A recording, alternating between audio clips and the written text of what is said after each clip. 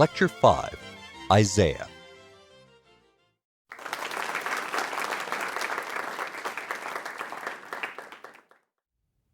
Welcome back to Lecture 5. In this lecture, we're going to continue our examination of key books of the Hebrew Bible by talking about the latter prophets. I'll begin by defining the role of the Hebrew prophet in the monarchy and later and talk about the different time periods represented by the books of prophecy. Then I'll focus in on the book of Isaiah and talk in some detail about it, both in its own time frame and as it was used as a book of prophecy in the sense of foretelling the future by later Christian authors. So the latter prophets, as I mentioned in the previous lecture, consist of the books of Isaiah, Jeremiah, Ezekiel, and the 12 so-called minor prophets.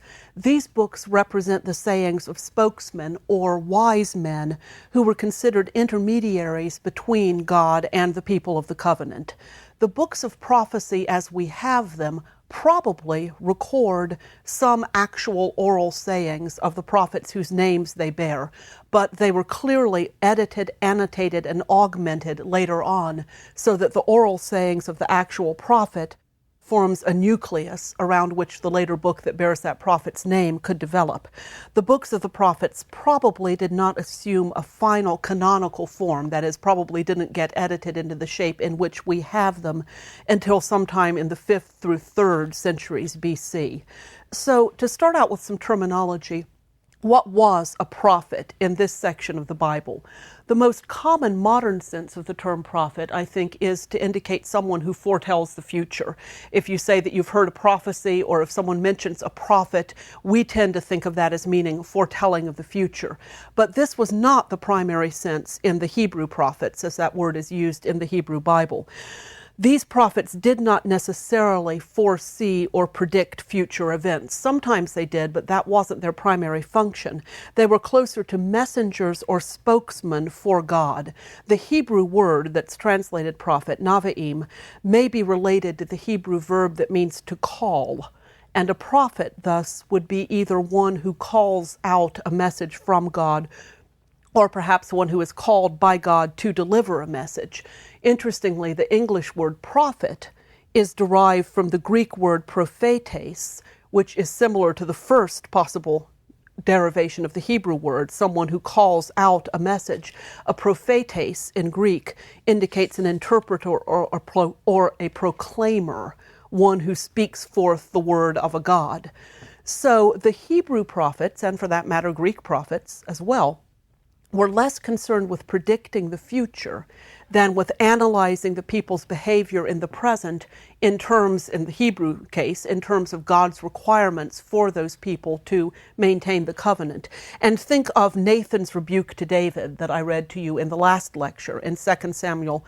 That's a very good example of the kind of function that a prophet fulfills. Now, Nathan does foretell the future. He tells David that there will be trouble in David's household because of David's wrongdoing with regard to Bathsheba, that David's own family will suffer as a result, and specifically he says that Bathsheba's baby that she's carrying at the time will die. So Nathan does predict the future, but as part and parcel of his chastisement of David's past and present behavior. So his main role is to rebuke David, and the foretelling of the future is subsidiary to that. However, Christian theologians very frequently interpreted the prophets of the Hebrew Bible as foretelling the coming of Christ, and that, I think, is where modern usage of the term got the primary sense of foretelling the future.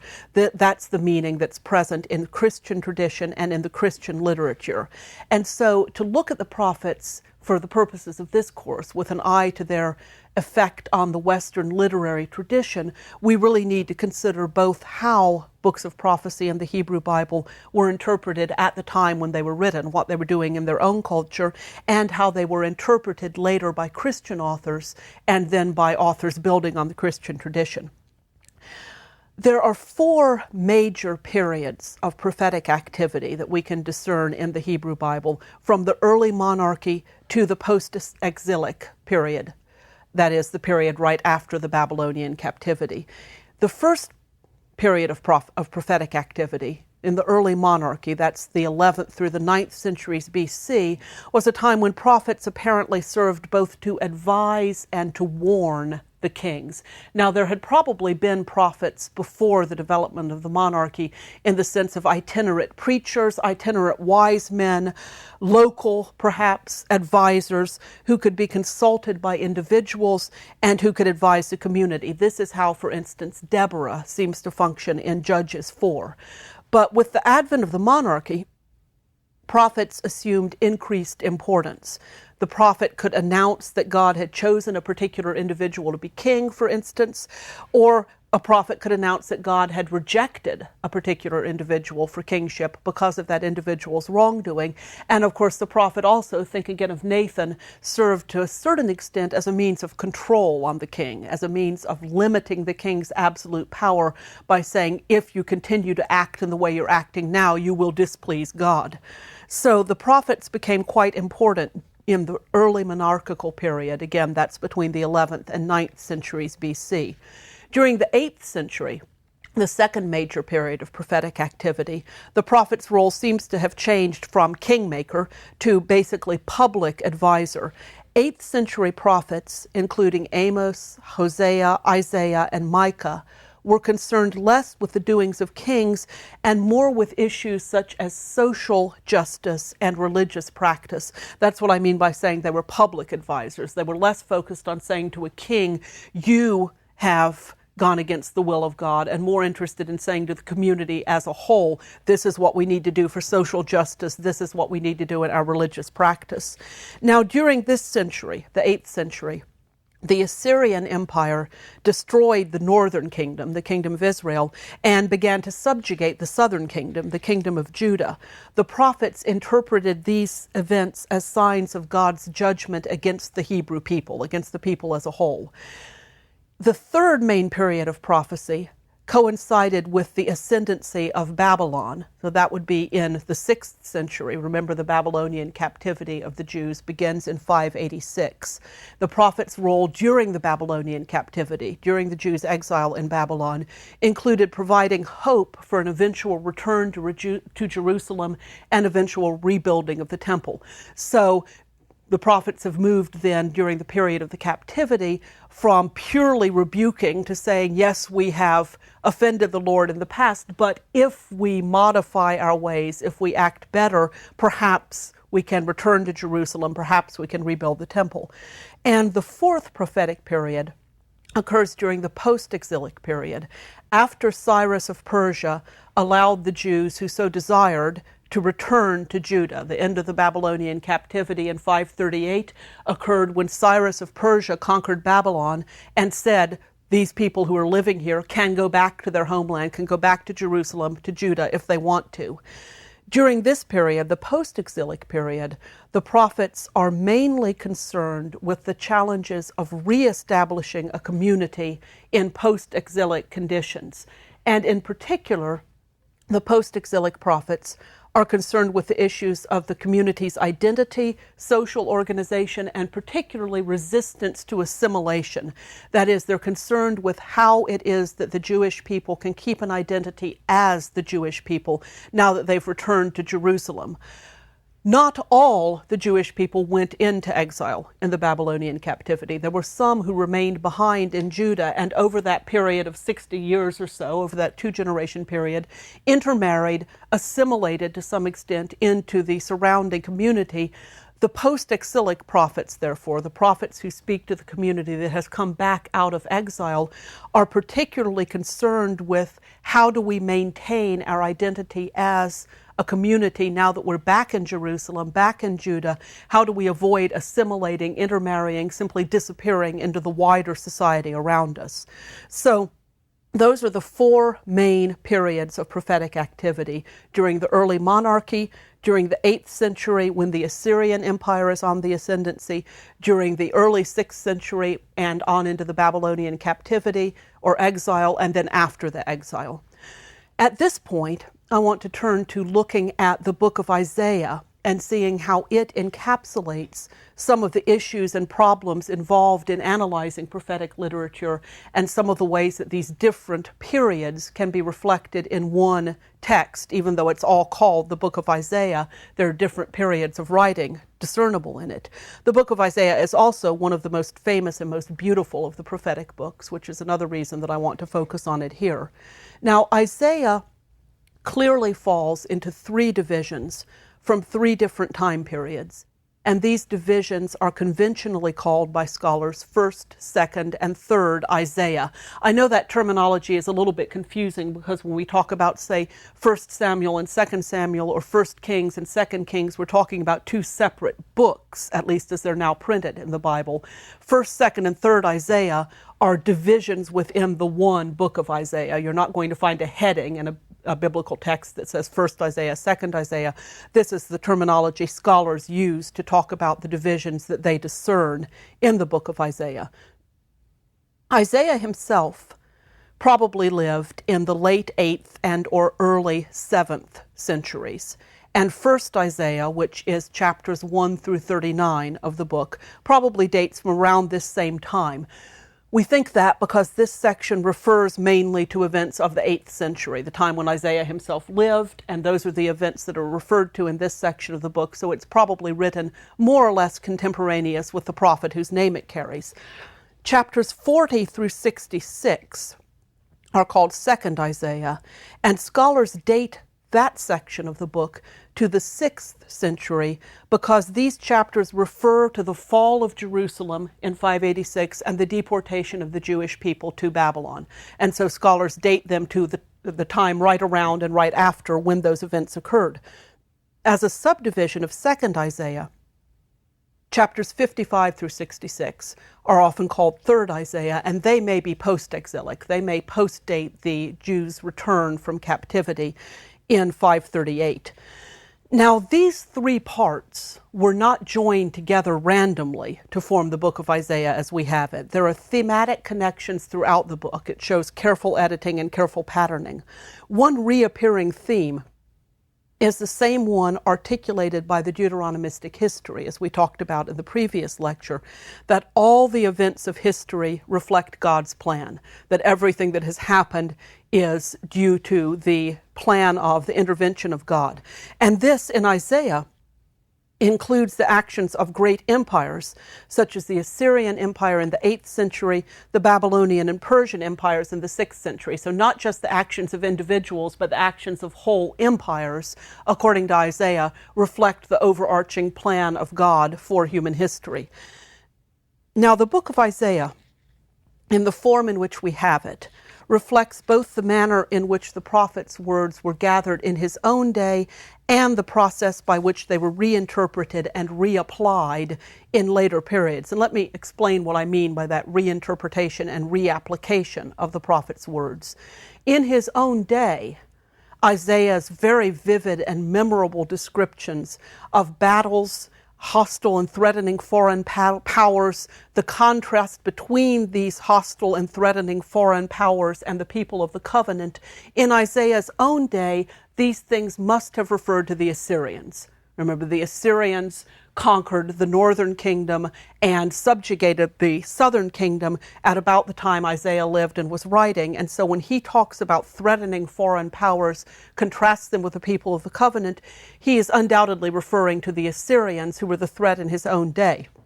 Later, these descriptions were reevaluated and applied to the Babylonian conquest of Judah in 586. So the same descriptions that had probably been written, or had almost definitely been written, to refer to the Assyrians are now applied to the conquest of Judah and Jerusalem by the Babylonians. And in its final redaction, the 3rd Isaiah, the bit that may be post-exilic, the contrast between worldly governments and the Jewish people is highlighted by the primacy of Jerusalem and the expectation of a righteous, anointed leader or Messiah. So after the return of the Jews from the Babylonian captivity, there isn't a reestablishment of a monarchy, but instead there's this expectation of a better kind of king and a better kind of society somewhere down the line. The New Oxford Annotated Bible says in its introduction to the book of Isaiah, quote, "The image of Jerusalem in the later books of the Bible, particularly in the book of Revelation in the New Testament, cannot be fully understood without grasping the development of the idea of Jerusalem in Isaiah. The image of a new ruler who will usher in a new age of justice, righteousness, and peace, and its development into the concept of a Messiah in early Christian writings cannot be fully appreciated without an understanding of how Isaiah developed the concept of the anointed ruler from its historical reality as the Davidic line of Judean rulers to the hoped-for restoration of an idealized king for a purified nation," close quote. The idea of the ruler then develops in Isaiah from the actual monarchs of the past to this anointed ruler to come called the Messiah. Now, however the book came to be in its current form, it is by no means a slapdash concoction of disparate parts. I've already mentioned its thematic unity. The unity is also reflected in the style of the book. Isaiah is written mainly in poetry. As I've already confessed, I don't read Hebrew myself, but those who do tell me that in Hebrew, as in translation, Isaiah is some of the finest poetry in the Bible, and that's certainly true, I think, in any translation in which we read it. It is some of the most memorable and most beautiful poetry anywhere in the Hebrew Bible. One of the most noteworthy aspects of Isaiah, of 2nd Isaiah in particular, is that its description of God implies that he is a universal God of all peoples and not just a God of the people of the covenant. Now remember, in the previous lecture I talked about how the Deuteronomistic history seems to focus on God simply as the God with whom the Jewish people have made a covenant and implies that other gods have some sort of reality. Thou shalt have no gods before me does not say there are no other gods but me. But in Isaiah, in chapter 45, verses 5 through 7, God directly states that he is the only God who exists. He says, "I am the Lord and there is no other. Besides me there is no God. I arm you," the you he's referring to here must be the hostile kings. "I arm you, though you do not know me, so that they may know from the rising of the sun and from the west that there is no one besides me. I am the Lord and there is no other. I form light and create darkness. I make weal and create woe. I, the Lord, do all these things." This is, as I said, in striking contrast to the views of God portrayed in the Deuteronomistic history. And 2nd Isaiah thus articulates true monotheism. Not just that the chosen people worship only one God, but that there is only one God to worship, so that other people are not simply in a suzerain vassal treaty mode with other gods, but that they are mistaken in thinking that there are any other gods. Parallel to this statement of monotheism, 2nd Isaiah is also very, very striking for its treatment of the Persian king Cyrus, the king who allowed the Jews to return from the Babylonian exile. In chapters 44 and 45, for instance, Cyrus is referred to as God's anointed who will carry out God's purpose. Yes, Cyrus is referred to with the term Messiah. This is the only time in the Hebrew Bible where the term Messiah refers to someone who is not an Israelite. Now, I'm not saying that Cyrus is the Messiah, but he's referred to as a Messiah. He's referred to with the term that calls him God's anointed, even though he is not an Israelite. The implication there seems to be, just as there is only the one God who is the God of the people of the covenant, but also the only God who exists, so also that God can choose to anoint someone from outside the covenant to fulfill his purposes if he so desires. The process of reinterpretation and reapplication of Isaiah, which began in the 6th century when verses that were probably originally written about the Assyrians were reapplied to the Babylonians, this process of reapplication and reinterpretation continued most notably in the later Christian tradition. The book of Isaiah became one of the richest sources on which Christian writers drew to find predictions of the birth of Christ. And I want to look at some of the important passages in Isaiah that were used in that way in the Christian tradition. One of the most important verses in this regard is chapter 7, verse 14. Using the Revised Standard Translation again. "Look, the young woman is with child and shall bear a son, and shall name him Emmanuel. In the King James Version, of course, which may be more familiar to some of you, behold, a virgin shall conceive and bear a son, and she shall call his name Emmanuel. Now, the Revised Standard Edition says not a virgin shall conceive, but a young woman is with child, or the young woman is with child. The word rendered young woman here in the Revised Standard Version is the Hebrew alma, which means, yes, young woman. Hebrew has another word, betula, which means virgin. So the Hebrew verse does not say a virgin will conceive. It says a young woman is going to have a child, with no implication about whether she's married or not. Now, in the Greek translation of the Hebrew Bible, the translation that was done for Greek-speaking Jews in Alexandria in Egypt, the Greek translation of the word alma is given as parthenos.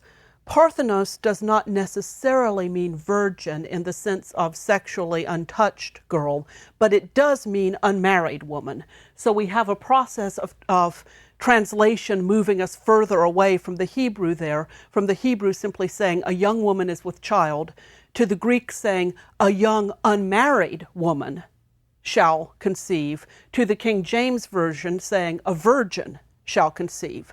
And of course, the writer of Matthew's Gospel, writing in Greek and probably using the Septuagint, and later Christian authors interpreted this verse in Isaiah as referring to the Virgin Mary's conception of Christ. But the Hebrew doesn't say virgin, so who is it talking about? What does this verse mean in its original context? Well, most scholars of the Hebrew Bible think that the reference here is either to Isaiah's own mother, or perhaps more likely to the mother of Hezekiah. Hezekiah was king of Judah and was able to avert the conquest of Jerusalem in 701 BC by paying tribute to the Assyrian king Sennacherib. So the Assyrians were going to conquer, or were going to try to conquer Jerusalem in 701. The king of Judah paid tribute instead and saved Jerusalem from being conquered at that point. And most scholars of the Hebrew Bible think that this verse very likely refers to the birth of Hezekiah, to a king who will in that way protect Jerusalem. Another crucial passage in Isaiah for later Christian thought was the description of the suffering servant at chapter 53, verses 3 through 9. And I want to read this to you at some length. It's a very familiar passage, though again, probably more familiar to most of us in King James than in the Revised Standard Version. These verses read, "He was despised and rejected by others, a man of suffering and acquainted with infirmity, and as one from whom others hide their faces, he was despised, and we held him of no account. Surely he has borne our infirmities and carried our diseases, yet we accounted him stricken, struck down by God, and afflicted. But he was wounded for our transgressions, crushed for our iniquities. Upon him was the punishment that made us whole, and by his bruises we are healed. All we like sheep have gone astray. We have all turned to our own way, and the Lord has laid on him the iniquity of us all. He was oppressed, and he was afflicted, yet he did not open his mouth. Like a lamb that is led to the slaughter, and like a sheep that before its shearers is silent, so he did not open his mouth. By a perversion of justice he was taken away. Who could have imagined his future? For he was cut off from the land of the living, stricken for the transgression of my people. They made his grave with the wicked and his tomb with the rich, although he had done no violence and there was no deceit in his mouth." Now, obviously, this is a passage on which Christian writers drew very heavily for identification with Christ, and especially with Christ's passion. And again, in a more familiar translation to many of us, the King James translation says, "By his stripes we are healed," where the New Revised Standard says, "By his bruises we are healed." That, for instance, was seen as referring to the flogging of Christ, the scourging of Christ at the time of the crucifixion. So the suffering servant of Isaiah, whoever this man in these verses is usually referred to as the suffering servant. The suffering servant of Isaiah lent support to the developing idea in early Christianity of an atoning Messiah rather than a triumphant Messiah. And that's an important point, because the original idea of the Messiah seems to have been that he would be a triumphant returning king over a purified society. Early Christian thought reinterpreted the idea of the Messiah as an atoning Messiah, as someone who takes on himself the transgressions of the whole people and atones for them. And this verse in Isaiah is one of the most important sources of that idea, that interpretation of the atoning Messiah, especially chapter 53, verses 5 through 6. He was wounded for our transgressions. The Lord has laid on him the iniquity of us all. You can see there how the idea of the atoning Messiah would be supported by these verses. The original meaning of the passage in its own context is deeply obscure, and it has generated an absolutely enormous bibliography. You could fill whole rooms with the books and articles written about who is this, what does it mean, what is Isaiah talking about here. Suggestions include that the suffering servant stands for Judah as a whole, the whole kingdom of Judah, that he's to be identified with a prophet, perhaps with the prophet Jeremiah, various other suggestions. So it's an obscure passage in its own context, and at the same time, it's one of the most important passages for the later Christian context. And I can't resist mentioning at this point that it's through Isaiah's importance in Christian theology that Isaiah has gained its greatest non-literary influence on later Western culture. When I was reading that passage and thinking about it, I hear in my mind Handel's Messiah playing, with, of course, the words in the King James Version, and with his stripes we are healed, all we like sheep have gone astray. This whole passage gives some of the most memorable music in Handel's Messiah, because that is setting the King James translation of Isaiah. So Isaiah sums up some of the problems in dealing with prophetic literature, some of the issues and some of the ways in which prophetic literature is interesting. We have the original words of the prophet himself reworked, reinterpreted, reevaluated in later time periods and reapplied to later situations. I want very, very quickly, for the end of this lecture, just to mention the third segment of the Hebrew Bible. We've talked about the Torah, about the prophets. The third section, the Ketuvim, is the writings. That's what the word means, writings, which includes more or less a conglomeration of everything else that isn't either Torah or prophets, as I said before.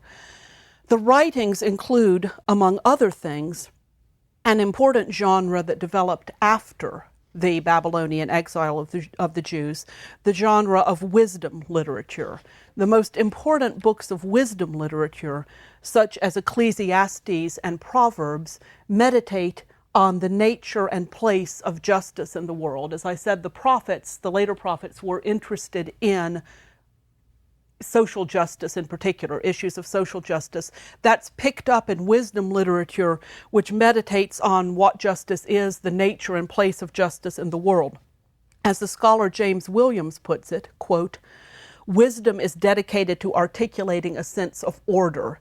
The world is viewed as an order informed by a principle of retributive justice," close quote. So wisdom literature tends to espouse the idea of retributive justice at work in the world. But this view is questioned by Ecclesiastes, among other books of wisdom. Ecclesiastes casts doubt on the assumptions of the Deuteronomistic theology that righteousness will be rewarded and evil will be punished. And of course, the foremost questioning of the Deuteronomistic theology and of the idea that retributive justice is somehow at work in the world, that evil is punished and righteousness is rewarded, the strongest questioning of that idea in the Hebrew Bible occurs in the book of Job. And in the next lecture, we will turn to an examination of the book of Job. That will be our last lecture on the Hebrew Bible. Job is sometimes classified as wisdom literature, and it presents the strongest questioning of the Deuteronomistic theology and the theory of retributive justice of any text in the Hebrew Bible.